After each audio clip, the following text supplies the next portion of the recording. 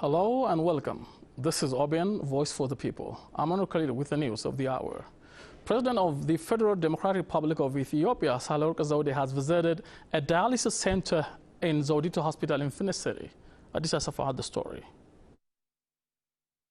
Research indicate that the prevalence rate of chronic kidney disease worldwide are high and have increased in the last few years to about 13 to 15, with an increased prevalence of diabetes and hypertension, which shows it is becoming one of the public health problems. Chronic kidney disease in sub-Saharan African study shows that its prevalence was significant at the age of greater than 60 years old and mostly affects females than males. In Ethiopia, chronic kidney disease has been simplified over the last 5 years. In this light, President of the Federal Democratic Republic of Ethiopia, Sahle-Work Zewde, visited a dialysis center in Zewditu Hospital. The President visited people who receive kidney dialysis treatment at the center. She said that dialysis treatment have adverse impact on the livelihoods of the patient and his or her family, as it is expensive. Research revealed that the cost of one session of dialysis in the few places that is available in Ethiopia is as high as 1,500 to 2,000 birr, which requires 4,500 to 6,000 birr per week for the standard 3 sessions. That is a staggering sum of 18 to 24,000 birr per month.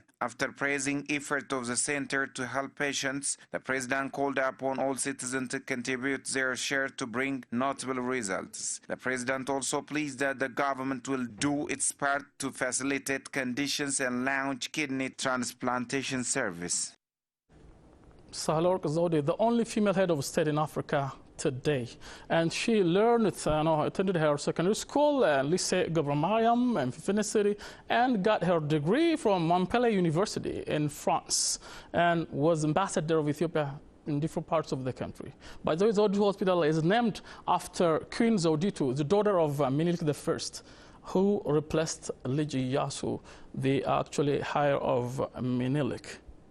The Oromia Mines Development Authority said it is working diligently to tackle illegal mineral trade and contraband. The authority has reviewed its 2019-20 work plan in Adama town, here where we are. Fukadu Burhanu tells us more.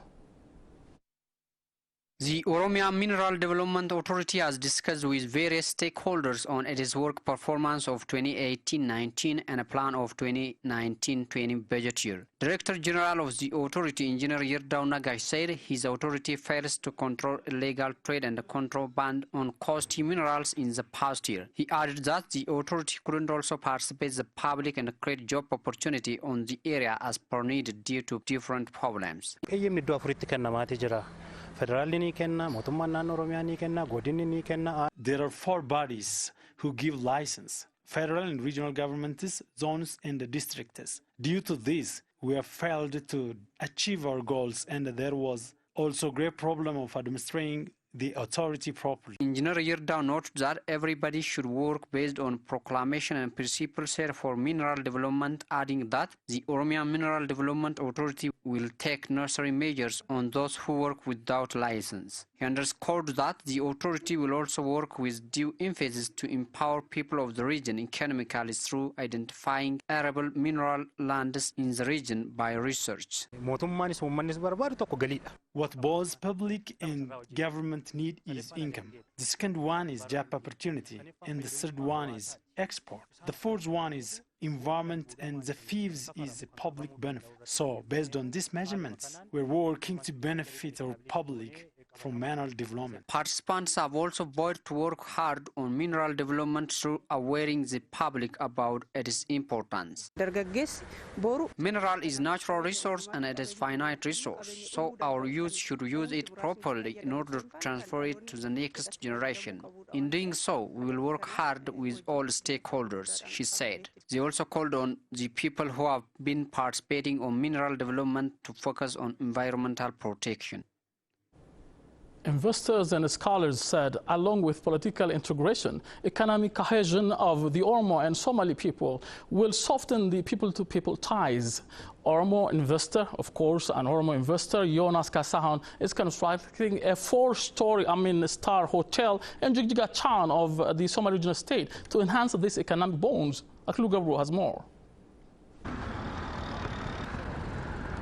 The Oromos and the Somali people belong to the Cushitic linguistic family. The two people do have a long history of togetherness. Works are also underway by some private investors to economically integrate the two brotherly people. Jonas Kassaon is an Oromo investor who lived in Germany for nearly 15 years. He is currently building international standard hotel in Jigjiga town of Somali regional state. Jonas pointed out that to uplift public-to-public relation of the two people, economic integration is the right way. A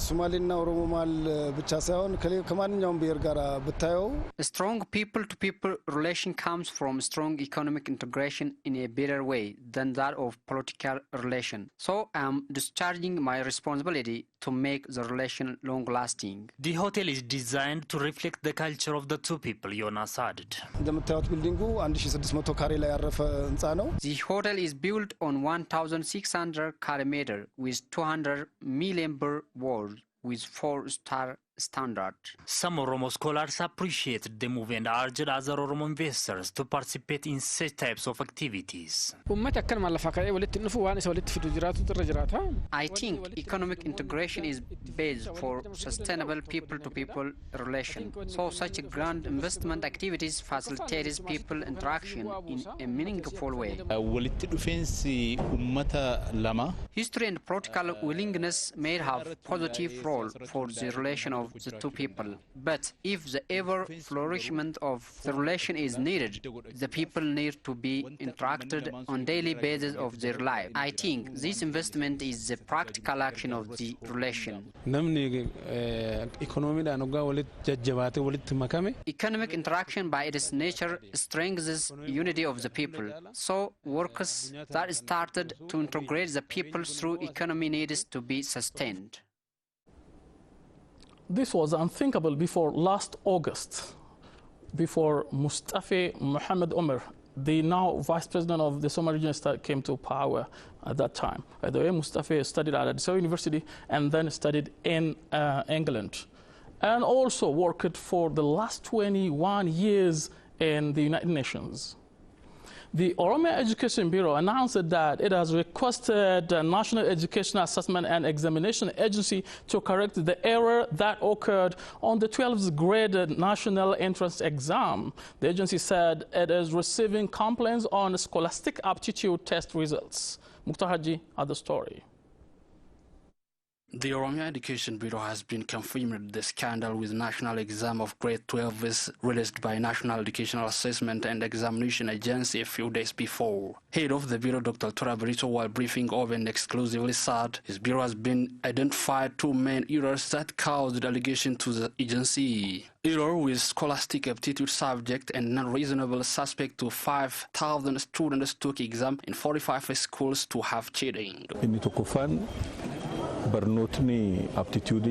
First of all, the scholastic aptitude subject has got error during exam correction by the agency, so this subject should be rechecked. The second problem we've identified is that the result of a single student extremely vary as per never its expectation. As Oromo Education Bureau, we've declared our clear stand to the agencies that our students should earn what they bid only. We've discussed the issue with different regions and the Ministry of Education. Probably the stand of all regions is the same in this regard, but a lot is expected from the agency. Tortola underscored that it is impossible to brief the number of students that have been registered a pass mark of entrance exam to the university until the allegation could be fairly managed.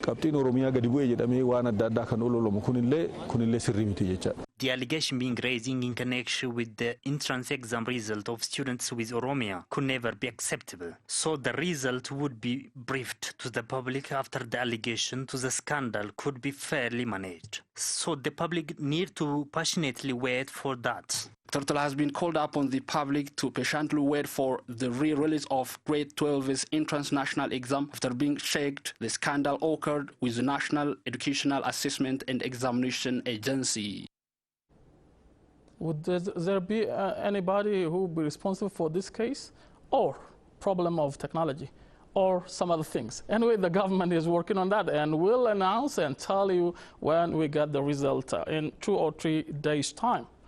President of the Federal Supreme Court, Maaza Shanafi, said efforts will be made to improve land policy and administration mechanisms. A relevant discussion has been held on land ownership transfer mechanism. Aklu Gabru has more. A workshop that focused on land possession transfer in light of the Federal Democratic Republic of Ethiopian Constitution was held in Finfinneseri. On the event, President of the Federal Supreme Court, Maaza Shanafi, stressed to work vigorously on land policy and administration mechanism now onwards. I think today's event is a little bit serious due to the high value of land for citizens. So it is a must to make land policy and administration stricter than before, she said. Head of the Federal Council of Constitutional Inquiry Office, Desalegn Weyesa, said that issues that demand constitutional interpretation brought to the House of Federation. Among 4,700 cases presented so far, 74 cases contravene with the Constitution. Then the Council recruited the cases and presented to the House of Federation for final decision. A research paper that focused on the transfer of land in Oromia, Amhara, Tigray, and Southern nations, nationalities, and the peoples was presented on the event by Yadet Agizao, who is a researcher of the constitutional issue in the Council. He had to say the following about findings of his research. The Constitution states that farmers, pastoralists, and semi-pastoralists shouldn't be evacuated from their land. The proclamation also dictates that the farmers hire their lands for a limited time span. The government of Japan has signed an agreement to provide $3 million to support Ethiopia's upcoming national elections. The support will go towards the procurement of ballot boxes and indelible ink markers to avoid double voting in line with internationally approved standards. Olma Baina has more.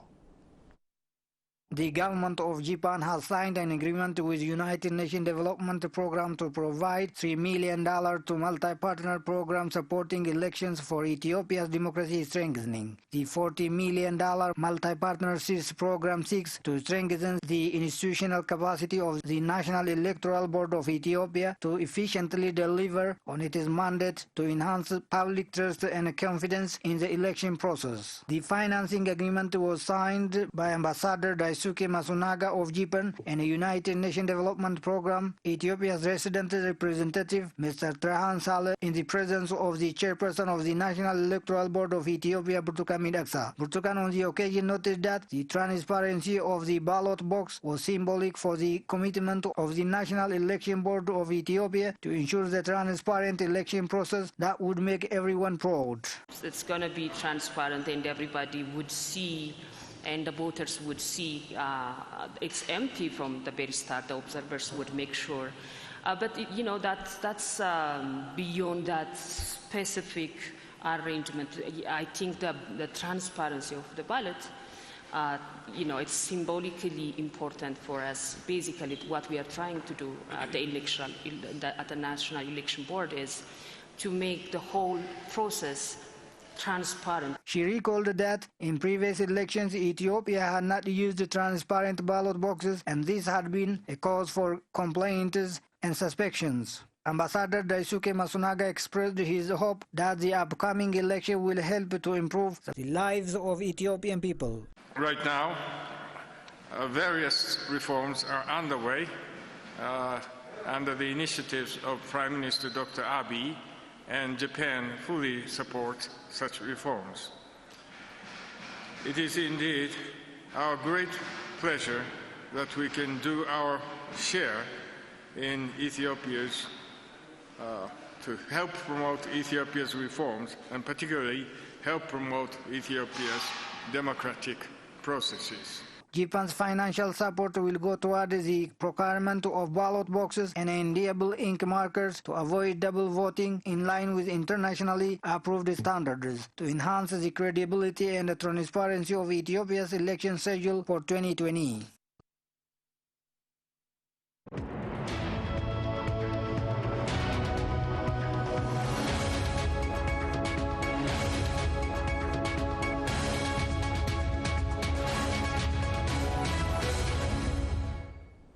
Welcome back. Now to the news from Korea.